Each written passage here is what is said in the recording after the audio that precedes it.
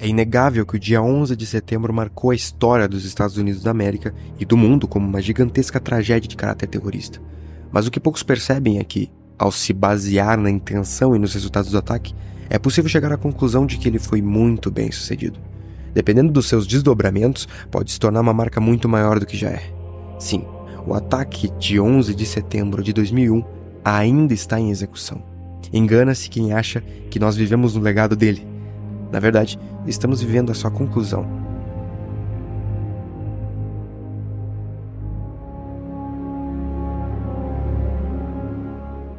Estamos em 11 de setembro de 2001 e essa parte da história você já conhece.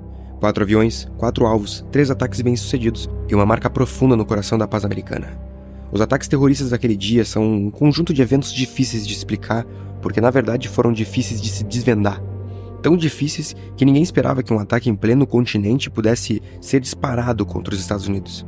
A paz americana, àquela altura, já gerava uma sensação de que ocorrências desse tipo não eram, de forma alguma, possíveis. Estavam distantes na história. Para muitos, em 2001, na verdade, para a maioria, a história havia acabado.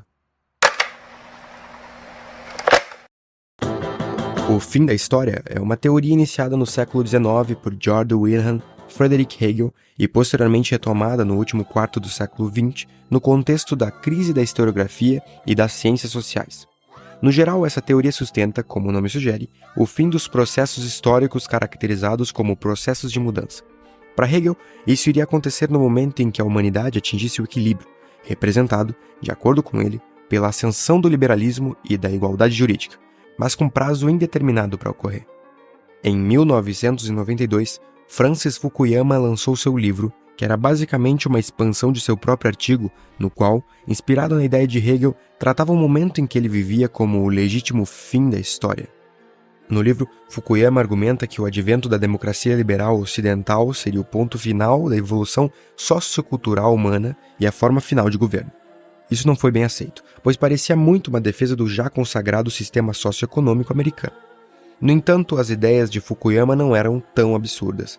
Ele argumentava que a vitória dos Estados Unidos sobre a União Soviética, a queda do Muro de Berlim e o claro sucesso das nações influenciadas pelo modelo americano eram indícios claros de que havia na praça um sistema de sucesso universal que, se aplicado por todos, tornaria completamente desnecessário o uso de guerras, as quais, para ele, estavam obsoletas.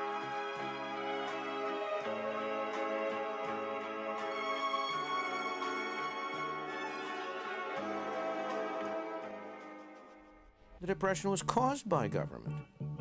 It was a result of bad government. A ideia de que uma sociedade liberal e uma economia aberta trariam um caminho para a paz não era nova. Em 1992, essa concepção já estava bem assimilada.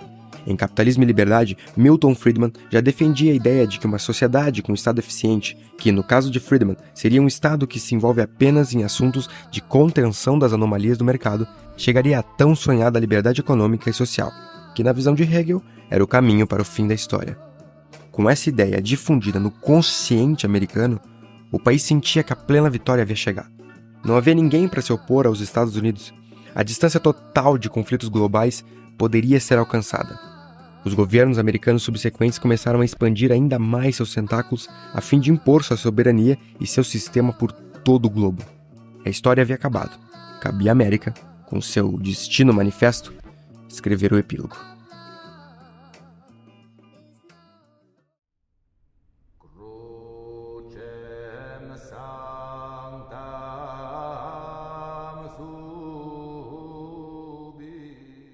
Como toda grande sociedade ocidental, a busca pelo controle sociocultural do Oriente Médio também foi pauta dos planos americanos.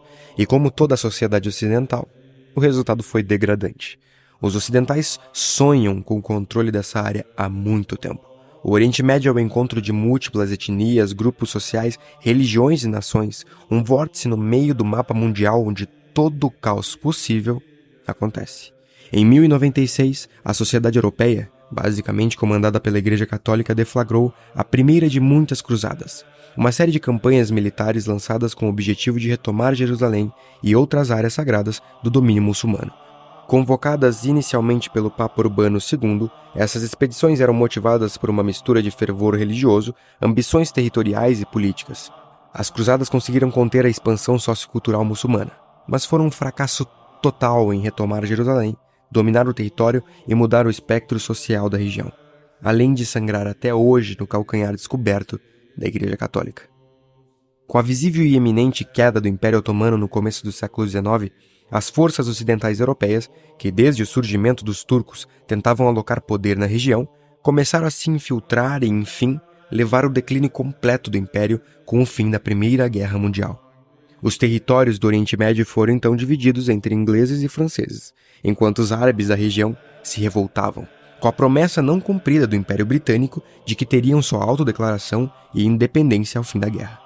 Essa traição e a repartição que ignorou completamente as populações locais, suas diferenças étnicas, culturais e religiosas, nutriu um ódio amargo e profundo naquele povo.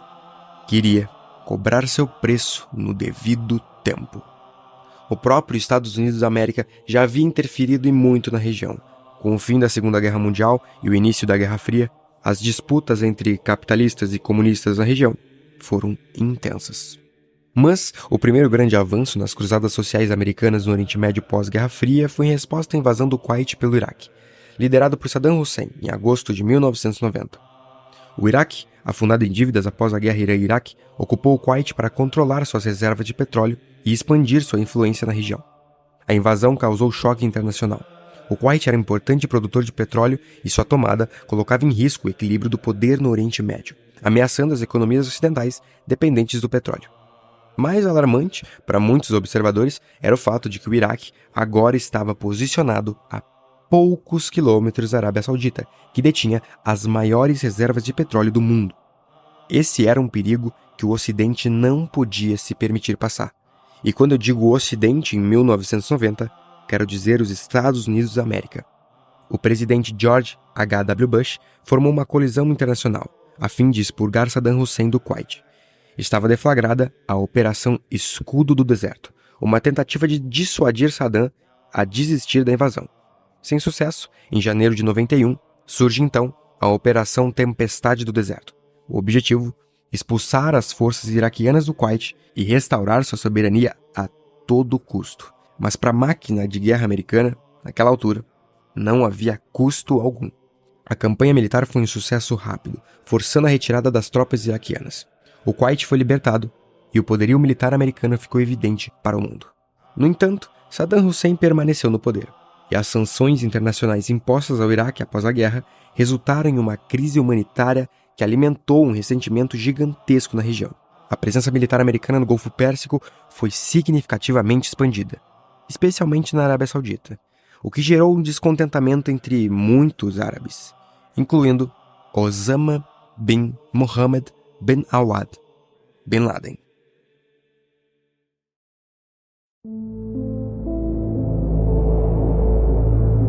A presença dos Estados Unidos no Oriente Médio, especialmente na Arábia Saudita, após a Guerra do Golfo em 91, inflamou ressentimentos profundos que já vinham se formando ao longo de décadas. Essas intervenções estrangeiras eram interpretadas como uma afronta direta à soberania e dignidade dos povos árabes, especialmente na terra considerada sagrada pelo Islã. Osama bin Laden, que antes havia lutado contra os soviéticos no Afeganistão com apoio dos Estados Unidos, via a presença militar americana em solo saudita como uma profanação dos lugares mais sagrados do Islã. A aliança entre a Arábia Saudita e os Estados Unidos, em sua visão, representava uma traição aos valores islâmicos e à independência árabe. Bin Laden considerava os Estados Unidos responsáveis por grande parte dos problemas enfrentados pelos muçulmanos, seja pela ocupação direta, seja pelo apoio a regimes que ele considerava tirânicos, como o de Israel. Foi nessa conjuntura que se gestou o 11 de setembro. Para Bin Laden, atacar os Estados Unidos não era apenas um ato de vingança pelas décadas de intervenção e manipulação ocidental na região, mas também uma declaração simbólica de que o poder americano, ao qual muitos no Oriente Médio estavam submetidos, não era invulnerável. O objetivo do ataque não era simplesmente causar morte e destruição, mas desestabilizar a sensação de segurança e onipotência que os Estados Unidos mantinham desde o final da Guerra Fria. A verdade é que os Estados Unidos, em sua quase ingênua arrogância, não imaginaram que influenciar, financiar e participar de intervenções profundas em território extremamente hostil a toda a cultura ocidental geraria um efeito rebote de proporções ainda sem medidas. Mas Osama Bin Laden queria mostrar a eles que sim, e não só a eles. Osama começa a montar o que seria o plano do ataque de 11 de setembro. A ideia era causar dano massivo, de nível importante, mas principalmente que fosse extremamente midiático. Tudo foi pensado para intensificar a propagação do ataque por todo o mundo, desde os alvos até a ordem dos ataques. Tudo para chocar o maior número possível de pessoas. Khalid Sheikh Mohammed é o pai da ideia, o arquiteto do plano. Apresentou a ideia a Osama Bin Laden em 1996, sugerindo usar aviões sequestrados como armas contra alvos importantes nos Estados Unidos.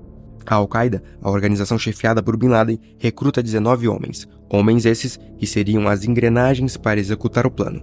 Os 19 foram selecionados por sua lealdade à organização, habilidade em manter um baixo perfil e predisposição a se sacrificarem em uma missão suicida.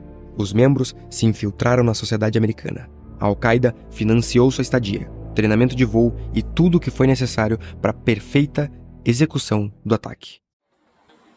E assim, como planejado pelos arquitetos da maldade, no dia 11 de setembro de 2001, às 8h46 da manhã, cortando o céu e perfurando o peito da sociedade americana, um Boeing 767 impacta a primeira torre.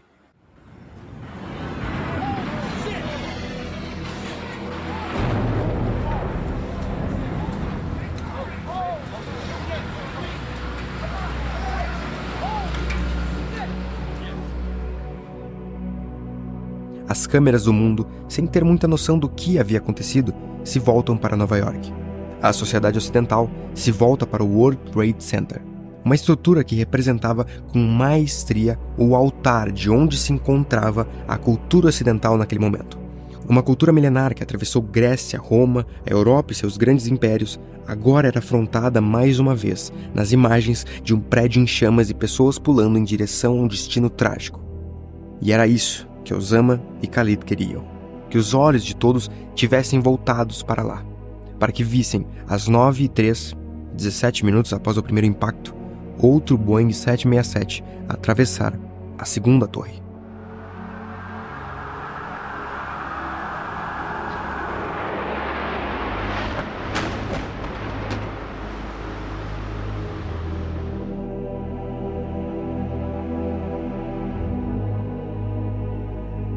É seguro dizer que boa parte da população mundial assistiu naquela manhã o ataque da segunda torre acontecer e os desenrolares do caso durante o dia. O mundo estava espantado. Os Estados Unidos da América, acuados. Pela primeira vez um ataque em seu território continental, a história ali mostrava que definitivamente não havia acabado. E só uma certeza pairava no ar. A América iria revidar.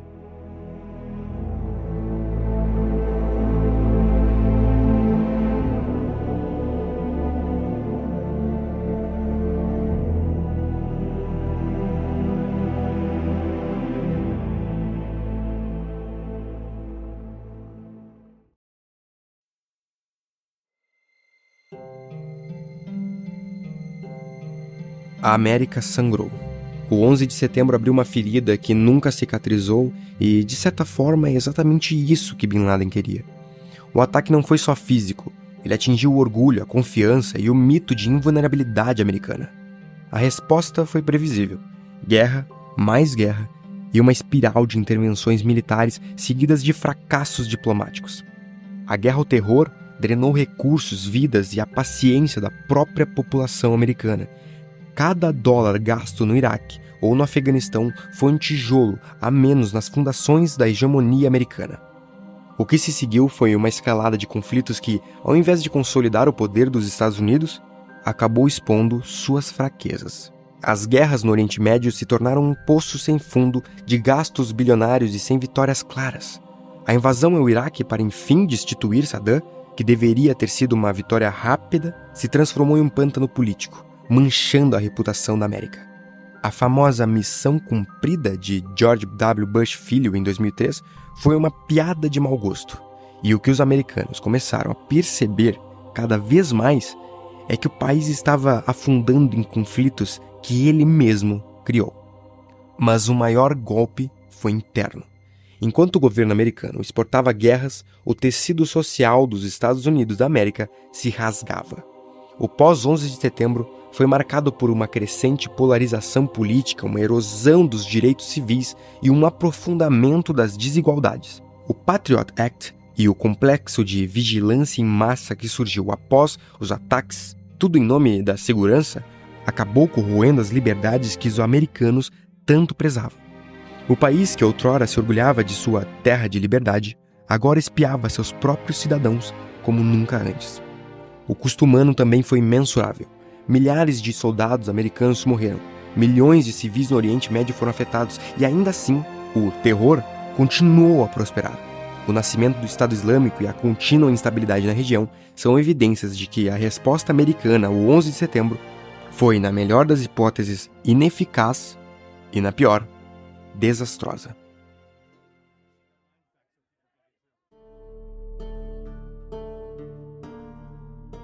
O que Bin Laden conseguiu foi muito mais do que um ataque midiático. Ele instigou um ciclo de autodestruição. A sociedade americana, já ferida pelo choque inicial, começou a explodir por dentro.